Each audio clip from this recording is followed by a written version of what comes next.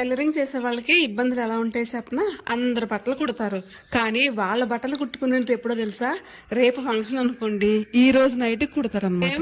Same అలాగే నా situation కూడా. మా అన్నది మ్యారేజ్ ఉంది, ఎప్పుడో తీసిన వీడియో. అసలు ఇది ఫిబ్రవరిలో మ్యారేజ్ అయింది మా అన్నకి, కానీ నేను ఇప్పుడు పోస్ట్ చేస్తున్నాను ఈ వీడియోని.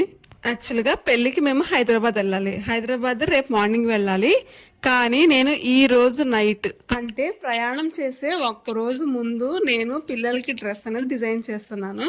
అలా ఉంటాయి అన్నమాట టైలరింగ్ చేసే వాళ్ళ ఇబ్బందులు. ఓకే, డ్రెస్ విషయానికి వస్తే ఇక్కడ కట్ చేస్తున్న ఫ్యాబ్రిక్ వచ్చేసి ఇది శారీ. ఈ శారీ వచ్చేసి మా అమ్మది. శారీ అయితే చాలా బాగుంది, మంచి టమాటా రెడ్ కలర్ కి గోల్డ్ కలర్ డిజైన్స్ వచ్చింది, ప్యారెట్ డిజైన్స్ లాగా చాలా బాగుంది. క్లాత్ కూడా చాలా బాగుంది.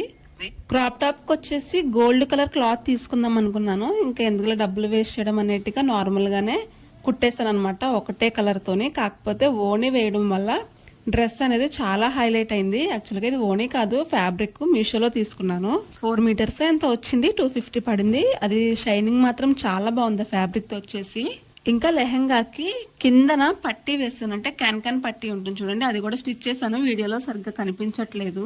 ఓణీలో వేసిన ఫ్యాబ్రిక్ తోనే హ్యాండ్స్ కూడా రఫుల్ హ్యాండ్స్ లో స్టిచ్ చేశాను. చాలా బాగుంది డ్రెస్ కలర్ కాంబినేషన్ అయితే నాకు బాగా